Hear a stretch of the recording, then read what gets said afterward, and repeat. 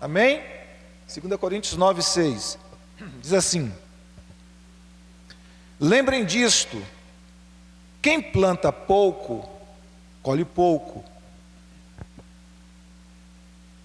Quem planta muito, colhe muito.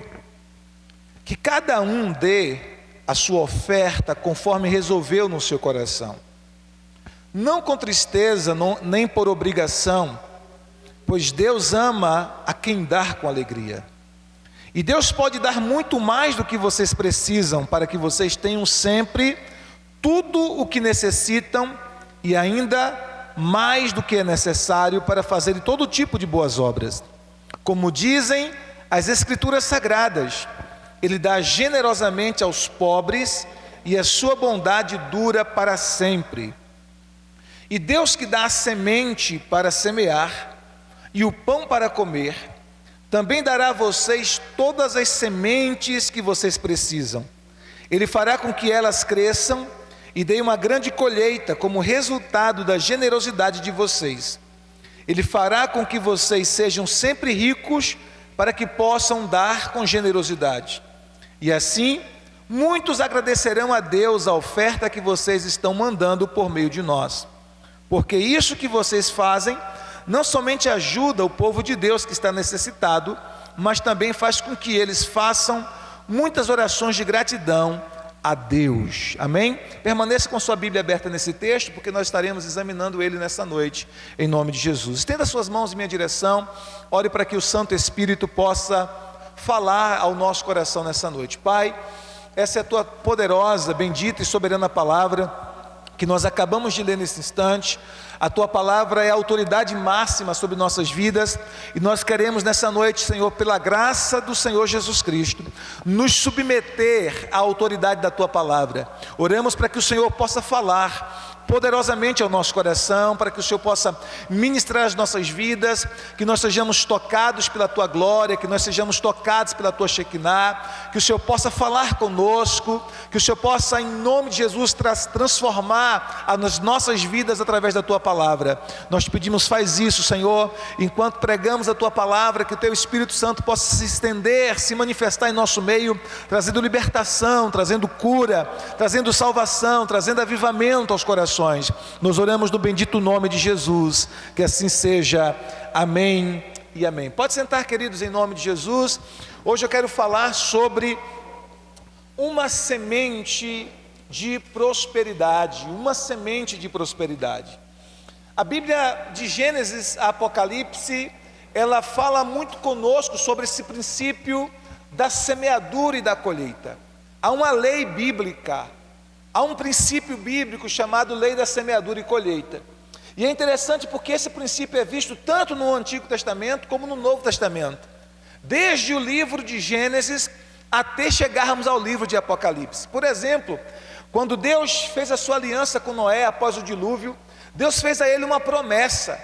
E a promessa que Deus fez a Noé foi que enquanto a terra durasse, ele diz assim para Noé: enquanto a terra durar, algumas coisas estarão estabelecidas para sempre. Quais são elas? Ele diz: enquanto a terra durar, sempre haverá verão e inverno, frio e calor, semeadura e colheita. Então ele fez essa promessa para Noé, que enquanto a terra durasse, haveria verão e inverno, haveria frio e calor. Essas estações estariam bem estabelecidas. Mas ele também disse que enquanto a terra durasse, e isso é muito tempo, haveria semeadura e colheita.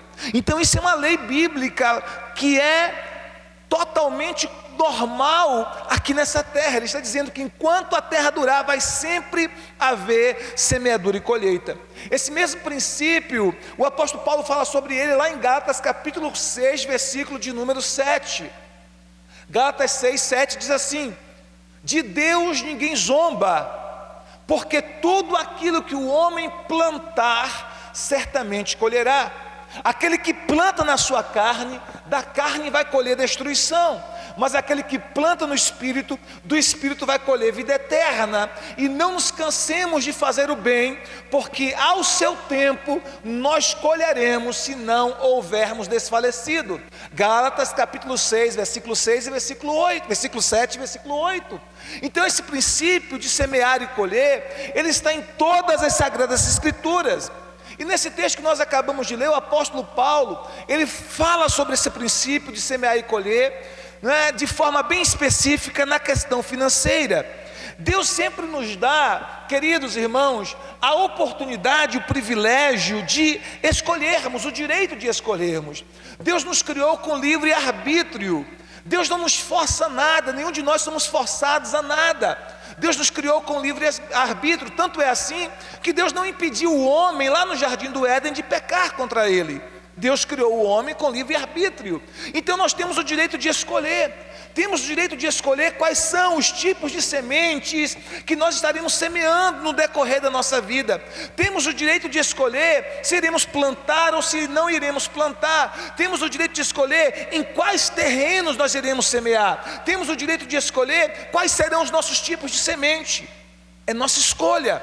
Mas uma vez que nós semearmos, nós não temos mais o direito de determinar, de escolher o tipo de colheita que nós teremos, porque a colheita será determinada pela semente que nós plantamos, seja boa, seja ruim. Eu e você, nós somos um depósito ambulante de sementes. Diga para a pessoa que está ao seu lado, diga mais alto, você é um depósito ambulante de sementes. Por exemplo, o amor é uma semente. O serviço é uma semente, a gratidão é uma semente, a honra é uma semente, a dedicação é uma semente, o bem que você faz ao próximo é uma semente, as suas orações são sementes, o congregar é uma semente, a sua semente financeira também é uma semente, tudo são sementes. Quando você estende a mão para um necessitado, é uma semente. Quando você oferece uma ajuda para uma mãe que está sem condição de cuidar bem do seu filho, você se oferece para ajudar, isso é uma semente. Ou seja, nós somos depósitos ambulantes de semente. Deus colocou dentro de nós muitas sementes, e nós somos livres para semear ou não. Agora, uma vez que nós semearmos, nós não podemos mais determinar como será a nossa colheita, porque uma vez que nós lançarmos a semente à terra, nós teremos colheitas abundantes sobre nossa vida, de acordo com a semeadura que nós temos feito. Quantos estão entendendo? Diga amém. Então, com a nossa oferta não é diferente. Nós temos o direito de escolher se vamos ofertar generosamente ou se iremos semear com avareza. Nós temos o direito de escolher, mas uma vez que nós plantarmos a nossa semente, como diz o apóstolo René Terranova, a semeadura ela é voluntária, mas a colheita ela é obrigatória. Diga amém se você está entendendo. O que a Bíblia nos diz nesse texto? E eu queria que você mantivesse a Bíblia aberta nesse texto, porque nós estaremos lendo, volta e meia nós estaremos voltando a esse texto sagrado, porque eu não quero que você se firme em qualquer outra coisa, senão na própria palavra de Deus. Então a Bíblia nos diz que Deus ele nos recompensa de acordo com a nossa liberalidade, de acordo com a nossa generosidade. Verso 6, olha o que diz, 2 Coríntios capítulo 9, versículo 6, quem está com a Bíblia aberta aí? 2 Coríntios 9, 6, olha o que diz. Quem pode ler para mim bem alto aí? Uma pessoa leia para mim bem alto, 2 Coríntios 9, 6. Vamos lá, 1, 2, 3, leia.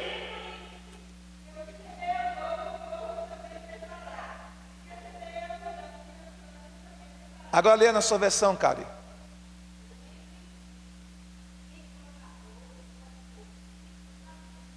Exatamente, então lembrem disso, quem planta pouco faz o quê? Colhe pouco. Quem planta muito, colhe muito. O que esse texto, esse versículo está nos ensinando? Que Deus ele vai nos recompensar de acordo com a nossa generosidade, de acordo com a nossa liberalidade. A nossa colheita ela é proporcional à nossa semente. Diga amém. A Bíblia diz assim, Jesus disse em Lucas capítulo 6, versículo 38, dai ser-vos-á dado, boa medida, recalcada, sacudida e transbordante, porque com a mesma medida com que tiverdes medido, vos medirão também. Dai ser-vos-á dado, dai e vocês receberão, e vocês receberão uma boa medida, uma medida recalcada, sacudida e transbordante. Ele fala de diferentes níveis que nós iremos receber à medida que nós estamos dispostos a sermos generosos. E essa generosidade, ela é com pessoas, essa generosidade é com os nossos pais biológicos, essa generosidade é com os nossos irmãos, com a nossa família biológica, com a nossa família espiritual, a casa de Deus, a igreja, é com as pessoas necessitadas, é com a obra de Deus. Essa generosidade, ela deve vazar através de nós para abençoar muitas pessoas em vários níveis. Em vários níveis. Todo cristão, ele precisa ter um coração generoso. E o que é interessante é quando alguém se converte a Cristo de verdade, essa pessoa passa a ter um coração generoso. Eu me lembro conversando com Val, nosso irmão Val, que já está na glória, o esposo de Adriana, né, Drica? Ele falou assim comigo, assim que ele se converteu. Quem se lembra de Val? Ok. Ele disse assim para mim: pastor, eu era tão canguinho antes de ser crente,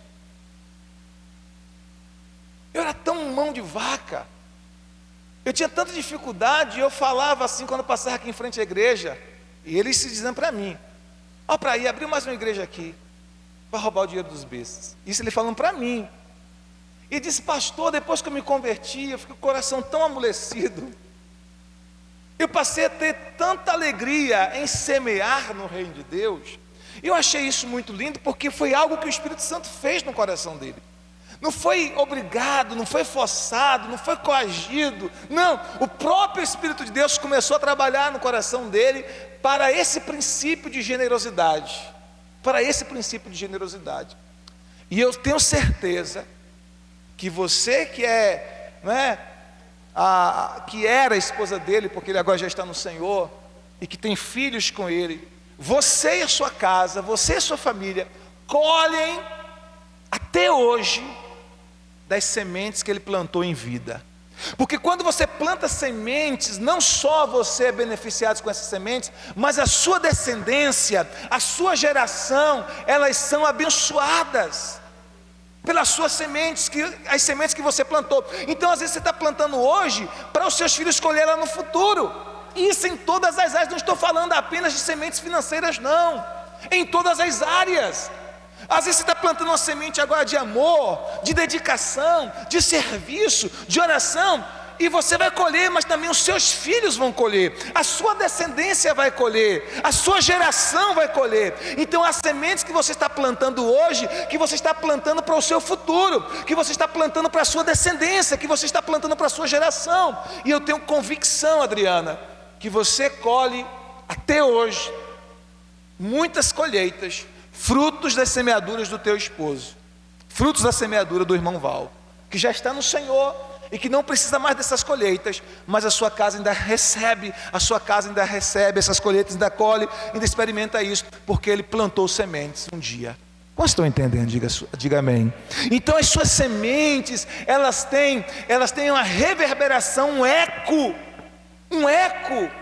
que continua ministrando, continua falando. A Bíblia diz que a oferta de Abel, Hebreus capítulo 11, a oferta de Abel fala até os dias de hoje. Hebreus 11:4, se eu não me engano, vamos conferir? A oferta de Abel fala até os dias de hoje, querido. Que coisa tremenda. Vamos abrir aí, confere comigo aí, por favor, me ajudem aí, os meus auxiliares da pregação, confere aí para mim, porque eu estou com esse microfone aqui na mão, fica ruim para abrir a Bíblia aqui. Como é que diz aí Hebreus 11:4?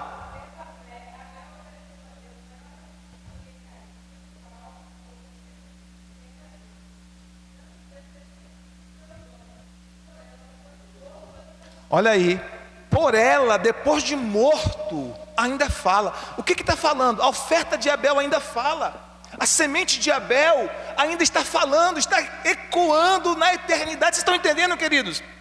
Hebreus 11:4, o texto é esse, Hebreus 11:4. Pela fé, Abel deu uma oferta maior do que o seu irmão Caim, deu um sacrifício maior do que o seu irmão Caim, e deu um testemunho de que era justo. E aí a Bíblia diz assim: e esta oferta ainda fala. Ela ainda está falando, ela ainda está ecoando, ela ainda está reverberando. Tem mais de de 5.000 anos que ele plantou essa semente, mais de 5.000 anos, irmãos, mais de 5.000 anos, e essa oferta que ele plantou, porque foi uma oferta em fé, uma oferta em obediência a Deus, ela ainda está reverberando, ecoando, as ondas dessa semente ainda estão na atmosfera, ainda estão no cosmos, ainda estão no universo, reverberando, ecoando e abençoando tantas pessoas. Então a sua semente de bondade, de generosidade, escute, eu não estou falando somente de sementes financeiras, não. As suas sementes de serviço, as suas sementes de dedicação a Deus, as suas sementes de fidelidade à sua esposa, de fidelidade ao seu marido, as suas sementes de renúncia por amor a Deus, as suas sementes de lealdade, as suas sementes de honra. Essas sementes, elas não abençoam apenas você de forma temporã. Essas sementes abençoam a tua descendência, a tua geração, e outras pessoas, elas ficam ecoando na eternidade, elas ficam falando na eternidade, elas ficam reverberando na eternidade. Diga amém se você está entendendo. Não abençoa apenas você. Por isso que a Bíblia diz em Hebreus 11:4 que a oferta de Abel, 5.000 anos depois, aproximadamente mais de 5.000 anos na verdade, essa oferta ainda está falando, essa oferta ainda está ecoando, essa semente que ele plantou ainda está ecoando. Diga amém, diga glória a Deus.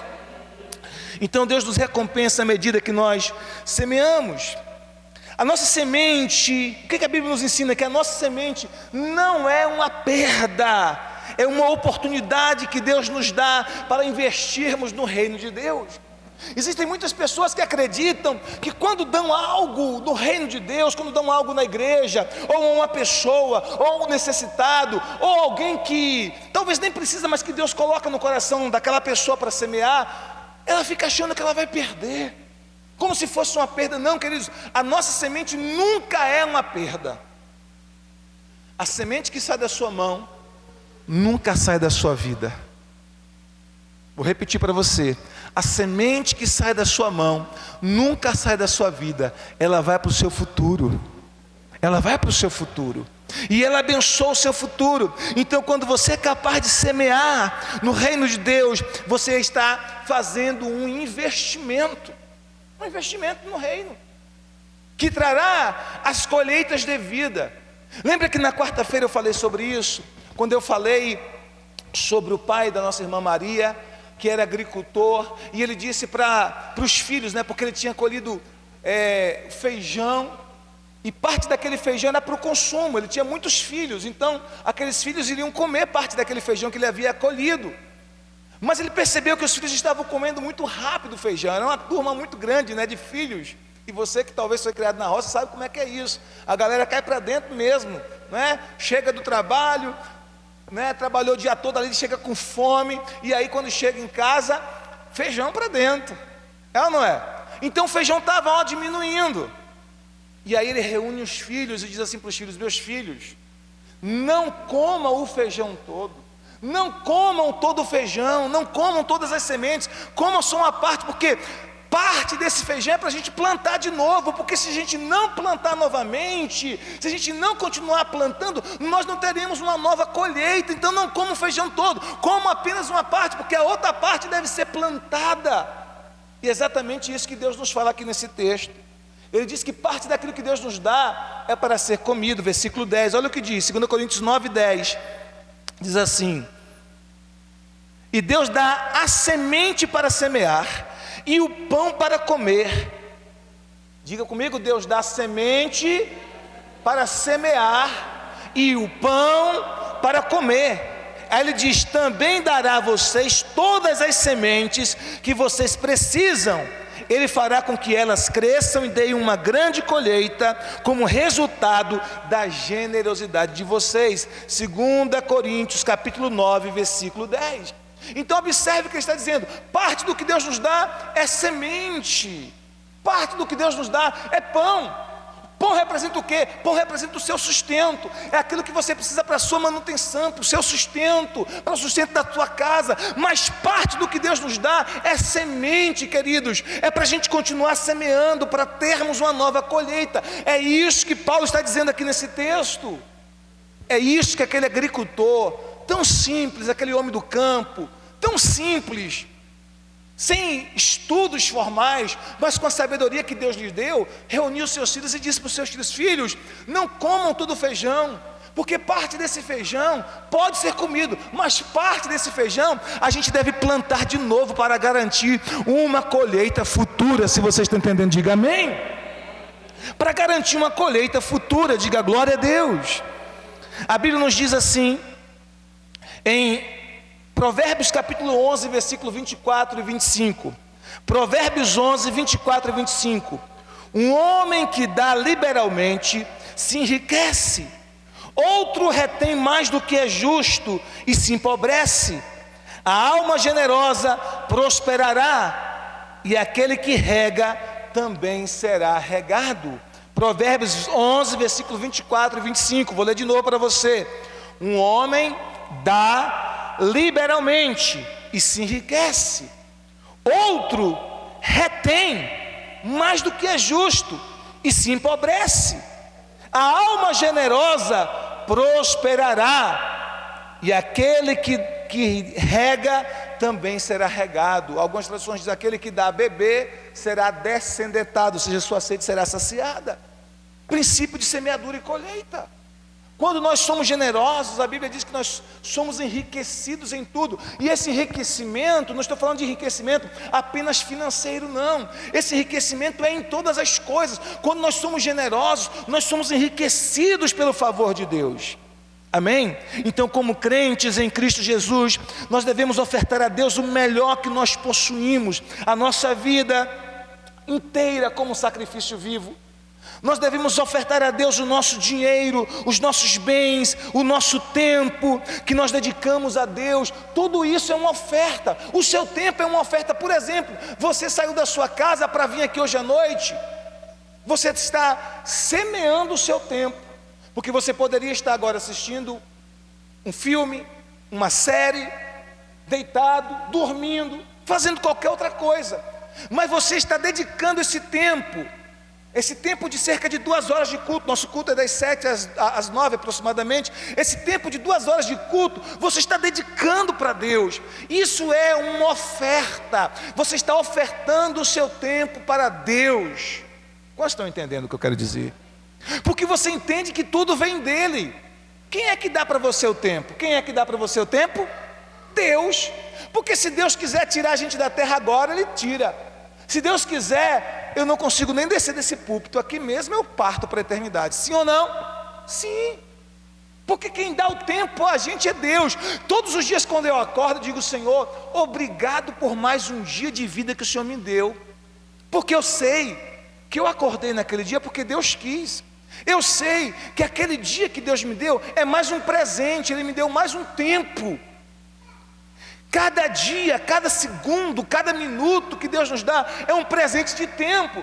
Então, quando você separa parte do seu tempo para buscar a Deus, para vir para o culto, ou para ler as Sagradas Escrituras, ou para orar, você está dedicando o seu tempo para Deus, você está dando o seu melhor tempo para Deus, você está ofertando o seu tempo para Deus. E se você oferta o seu tempo para Deus, queridos, Deus lhe dá uma colheita. Uma colheita. E eu quero crer que Deus vai lhe dar uma colheita de tempo acrescentado. Você que está semeando o seu tempo para Deus, que Deus lhe dê tempo extra na terra. Que você tenha longevidade. Que você tenha longevidade. Você está plantando uma semente de tempo, que Deus lhe dê, em nome de Jesus, uma colheita de tempo.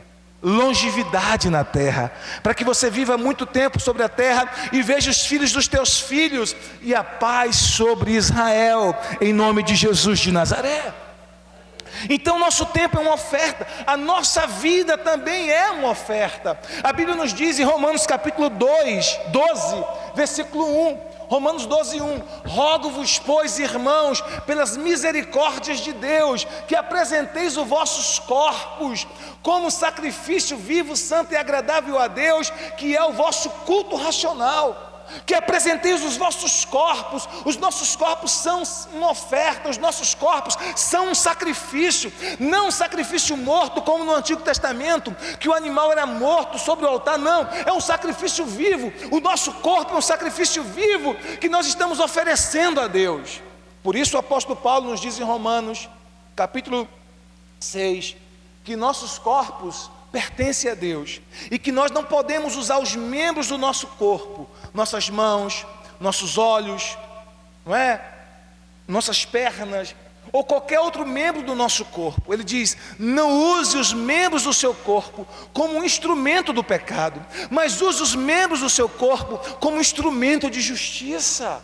Por quê? Porque nós entendemos que o nosso corpo é uma oferta para Deus, é um sacrifício para Deus. Nós não nos pertencemos mais a nós mesmos. Paulo diz que o nosso corpo é um sacrifício vivo, é uma oferta viva, e por ser uma oferta viva que nós dedicamos a Deus, no dia que a gente recebeu a Jesus Cristo como Senhor de nossas vidas, no dia que nós entregamos a nossa vida a Jesus e depois selamos isso pelo batismo, nós estamos dizendo assim: Senhor, eu estou dedicando a minha vida ao Senhor, o meu espírito, a minha alma e o meu corpo, eu dedico a Ti, eu ofereço a Ti, eu dou a Ti como uma semente, como uma oferta. O meu corpo é para Ti uma oferta. Então nesse dia, queridos, você declarou diante de Deus, diante dos anjos, diante dos demônios, diante dos homens, que você é de Deus, seu espírito é de Deus, sua alma é de Deus e o seu corpo é de Deus.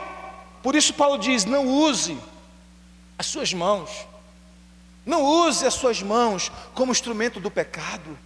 Não use os seus olhos como instrumento do pecado. Não use o seu cérebro como instrumento do pecado. Não use os seus pés como instrumento do pecado. Não use qualquer outra parte do seu corpo como um instrumento do pecado. Mas cada parte do seu corpo, cada membro do seu corpo deve ser usado como um instrumento de justiça, porque vocês agora pertencem a Cristo, porque vocês são uma oferta para Cristo.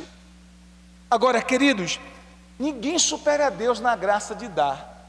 Diga assim: ninguém, mais alto, gente, diga assim: ninguém supera a Deus na graça de dar.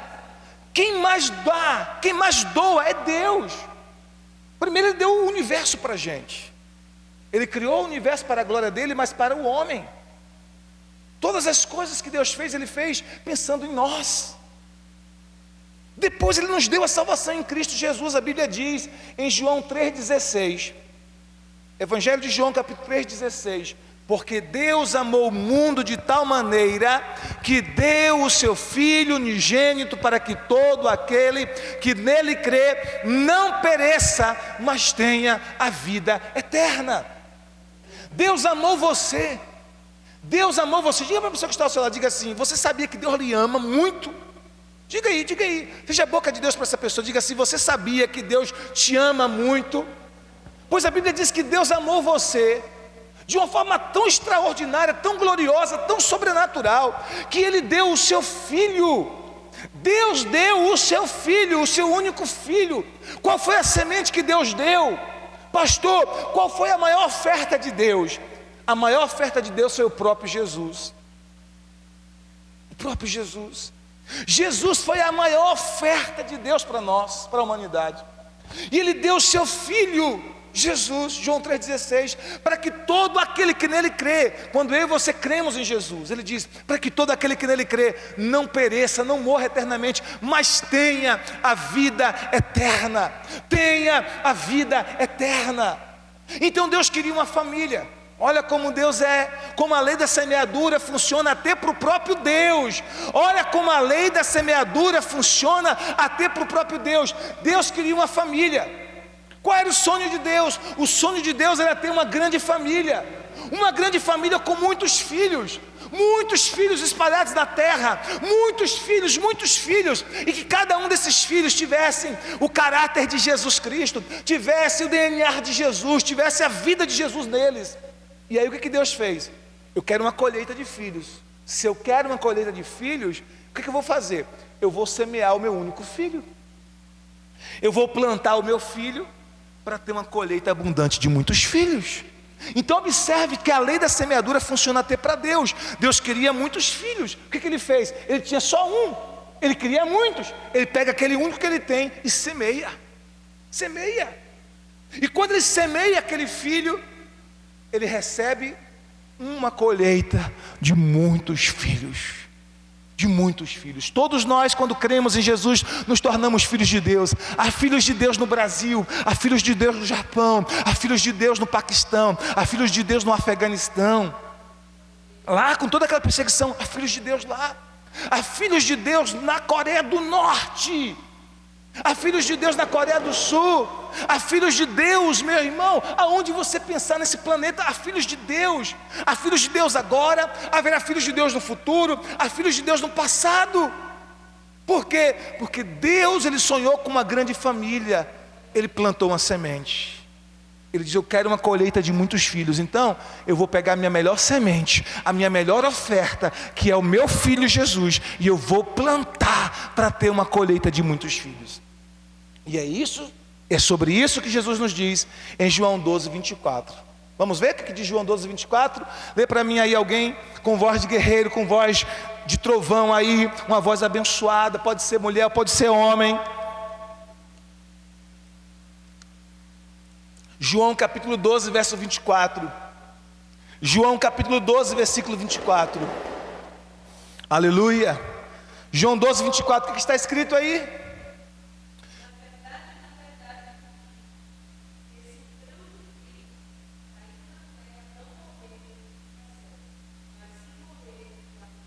Olha o que Jesus está dizendo. É Jesus que está falando isso. Na verdade vos digo, se o grão de trigo, quem é o grão de trigo? Ele está falando, isso é uma metáfora, ele está se referindo a ele mesmo. Ele está se referindo a si próprio, está dizendo: olha, se o grão de trigo, ele é o grão de trigo, é o pão, é o grão de trigo. Se o grão de trigo cair na terra e não morrer, ele vai ficar só. Mas se morrer, porque eu vou morrer por vocês, ele vai dar muitos frutos. Ele vai dar muitos frutos. Se ele morrer, ele vai dar muitos frutos. É isso que Jesus está dizendo. Eu sou essa semente que o Pai plantou. Eu vou morrer como grão de trigo, mas eu vou gerar muitos filhos para Deus. A minha morte na cruz vai produzir muitos filhos para Deus, porque eu sou essa oferta que Deus plantou. Então essa lei da semeadura funciona até para o próprio Deus. Deus queria uma grande família. O que ele fez? Ele tinha um único filho. Ele plantou o seu filho para receber uma colheita de muitos filhos semelhantes a Jesus. Quantos estão entendendo? Diga glória a Deus. Diga aleluia. Então, queridos, a nossa semente, ela deve ser apresentada no altar do Senhor com alegria. Por isso a nossa semente precisa ser plantada no altar do Senhor com alegria, porque há uma expectativa e uma fé de uma colheita. Versículo 7 diz assim, 2 Coríntios 9, 7, vamos acompanhar? Olha o que diz o versículo 7, verso 7: